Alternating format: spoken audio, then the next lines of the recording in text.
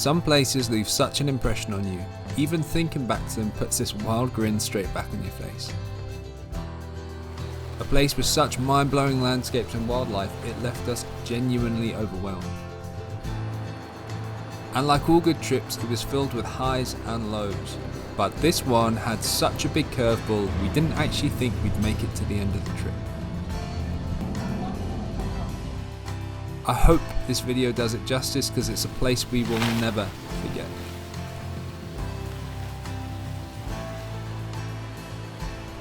This is how we got completely overwhelmed by nature on the Isle of Mull.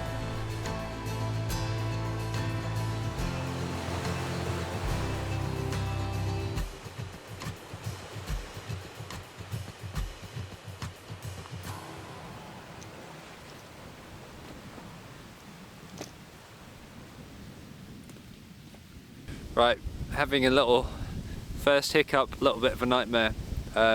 We've seen that the tide's coming up really quickly. We just checked and there's a particularly high tide today. The highest point is going to be, so it's now about 8 and the highest point is at 10:45 and it's coming up already like real close.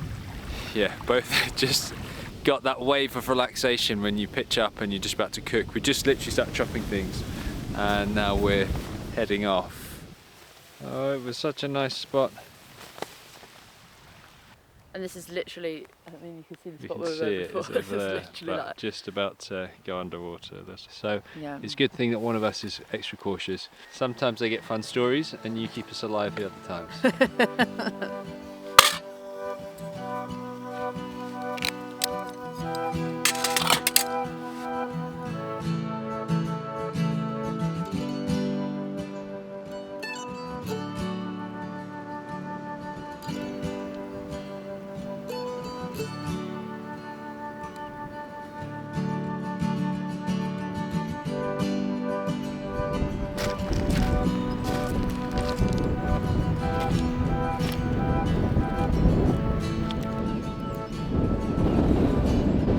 About 6:30, a little bit windy, but it's absolutely beautiful. Nobody around, quite nice and mild, loads of birds, loads of oyster catchers, there's this buzzard that keeps circling overhead. The forecast is for rain for the rest of the day, so it's really nice just making the most of the nice weather now. It seems to be getting heavier. This seems to be the heaviest we've been. This is when we're just about to do the Just about to load up. PMA, I feel like this place suits. I'm not saying I don't want the rain to stop, but what I am saying is, if it continues, I will appreciate it. PMA. Try to. If there's one thing I've learned through the years, it's that it always sounds worse when you're in the tent.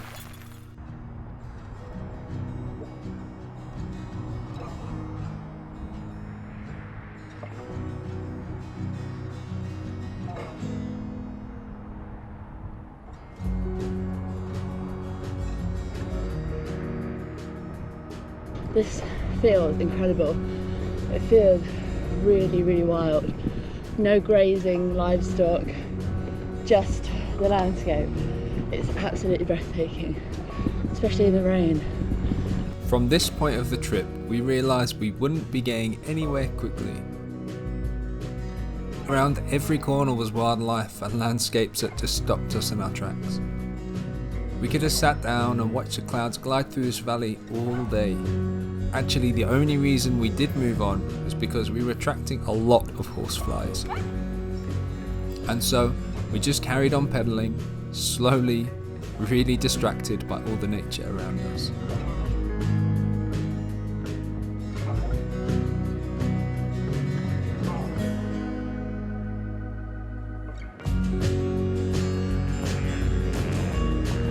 Just seen a sign for an otter crossing, so that must mean Either otter or iguana. Seen an otter. We've just spied an otter off the coast. We saw it, but we saw like a tour guide with loads of people by the side of the road. With big binoculars and big lenses, so we knew this was something. It turns out there's otters. We both always say how we love to cycle with other friends, but in reality, I don't think they put up with us stopping all the time. It just felt like you wanted to pause long enough to take it all in. And just as you got going again, there'd be another inviting bench or wildlife that was just impossible not to stop and admire.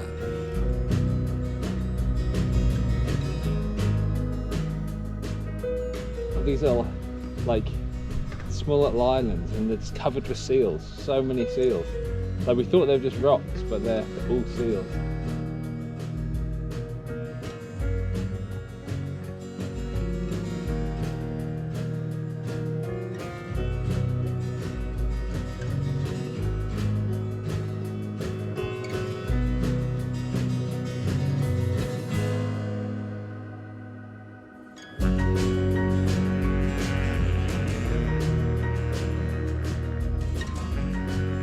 Getting towards the end of the day, we started looking for places to camp. I asked a local if she knew anywhere nearby, and she told us about a beach with beautiful camping right by the waterfront that was only a few miles away. It was one of those times when everything just falls into place absolutely perfectly. And this is our camping spot.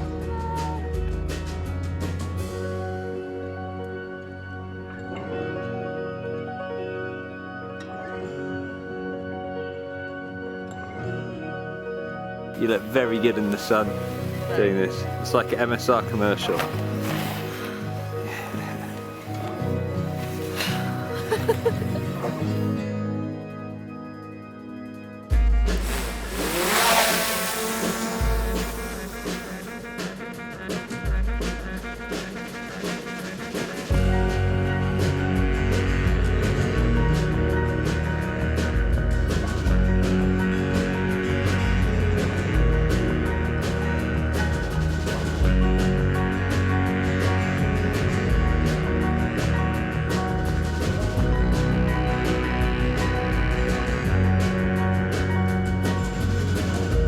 It has happened. Hairy man is not invincible. Let's see. There's one on my finger. That's two. Okay. So, tick check done. I had two big ones, but Sarah trumped me with 6. So yeah, she wins, and now we're even hungrier. I'm ready for dinner. Ticks have got me, midges can go fuck himself.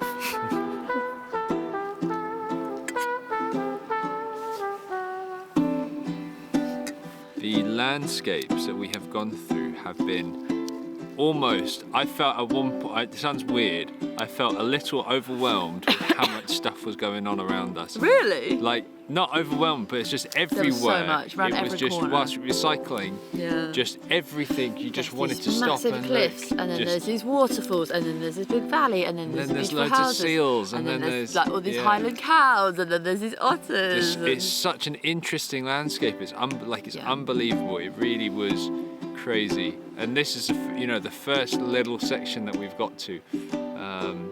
Just amazing. Like nowhere I've been to or seen before. It's 11:24. And it's still Still light. It's amazing. It feels like a long, incredible, but a long day. So we are ready for bed. We are ready for bed. Fingers crossed these thunderstorms do not happen. Yeah.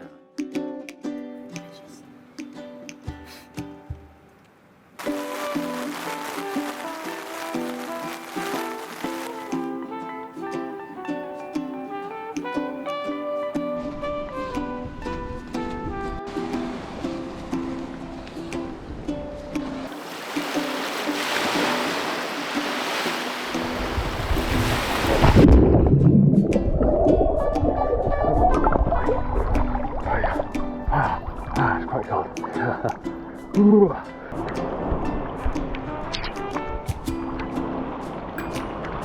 And I think it's just going to be like this. Now every 5 minutes it just goes from raining to sunny to raining to sunny. I've never seen a landscape with just so much going on. It was absolutely crazy.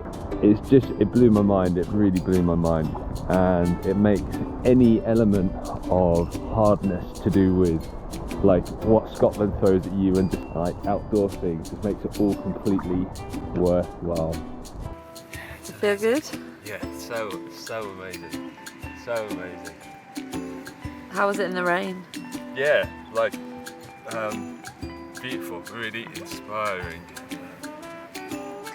And now the sun's come out just as you leave the water.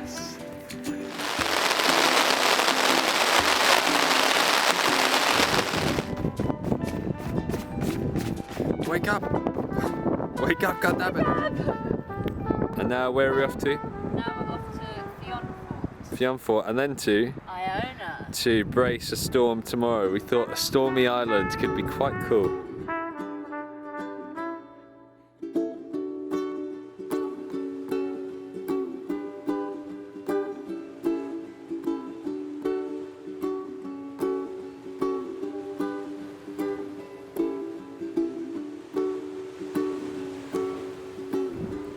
In the past, we've heard people say that Scottish beaches are nicer than the Caribbean, and in honesty, we didn't believe them until this trip.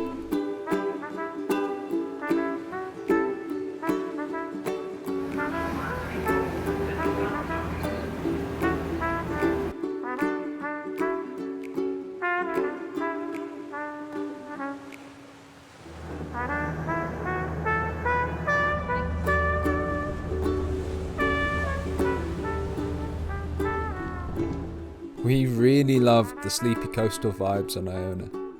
There are very few cars on the island and it had a really peaceful feel. Everyone seemed to be taking it slow, enjoying the sunshine, and so we just went with the flow.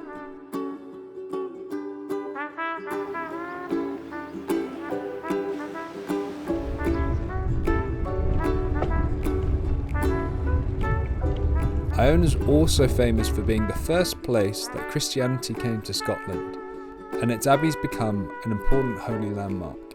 Some of the architecture was nearly 1,000 years old, and surprisingly, we seem to be the only ones around.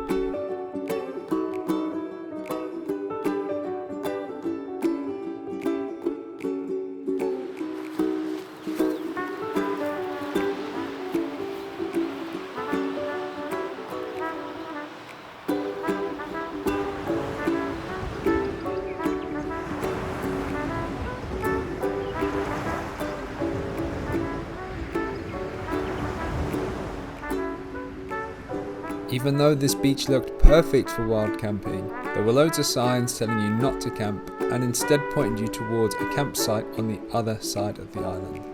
A bit of a shame, but the campsite was pretty nice too.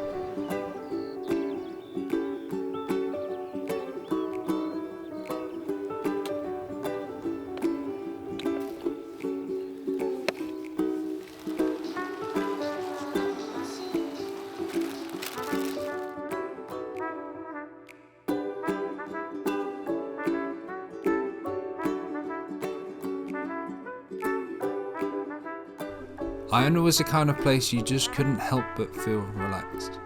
And that was pretty good too, because it would turn out tomorrow had a pretty big curveball waiting for us. Hi. Hello. How do you speak? My bike is really good. They kept me up the first half of the night, but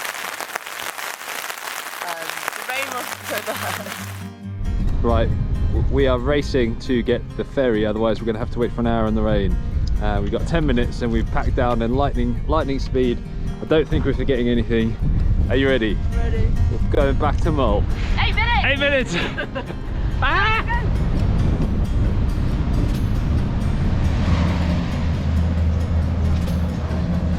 Although we have a Caledonian degree, wish you a safe, relaxing and pleasant time on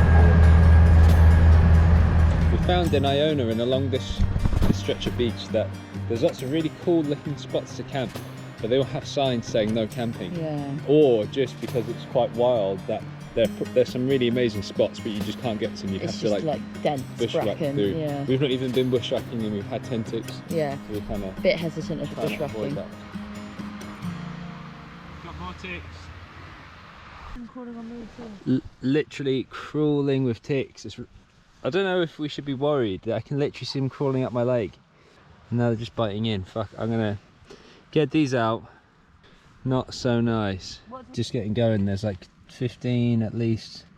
I'm pretty like all of our stuff is covered in it. I think this section is filled with it. We just put all of our bags down. We don't know how, how high a risk there is of getting Lyme's disease. So I think we're going to go down the road to a campsite and try and maybe ask them their opinion. Can you just get that one in my hand? This one. Yeah. So we were now covered in hundreds of ticks, and we didn't know how dangerous that was, or how worried we should be about Lyme's disease. And it turned out we should have been worried because we've now had blood tests done and we're both on antibiotics. The big problem was our tent, sleeping gear, bags and clothes were all covered in ticks. And our only set of cycle gear was now crawling too. No matter how many we picked off, we would just find more and more. So now the big question was, should we keep going, knowing our things were crawling with ticks and we would inevitably get more tick bites? We didn't really know. And also, we camped in places we thought would be safe and had ended up swamped by ticks. Did this mean it was just safe to camp in campsites? We didn't know, and we didn't like the thought of that either. And now I'm getting attacked by midges a little bit. Oh, nature! Overwhelmed by nature. They're all over my hands again. We cooked a pretty somber dinner, getting bitten by midges, picking off ticks and deciding the best course of action. So we just done another check and found another 10. A lot of them yesterday, we got like well over 50 off yesterday, but a lot of them were not, hadn't bitten on, they're just crawling. But now these ones have just like stayed on overnight. This is by no means trying to paint Mull in a bad light. We're just sharing our honest experience, the highs and the lows too. As you can probably tell from this video, Mull is one of the most incredible places we have ever been. And our experience there, besides the ticks, was mind-blowing. This was day 4 of a planned 9-day trip to explore the whole island. And we'll continue this story in our next video. Thanks for watching, catch you next time.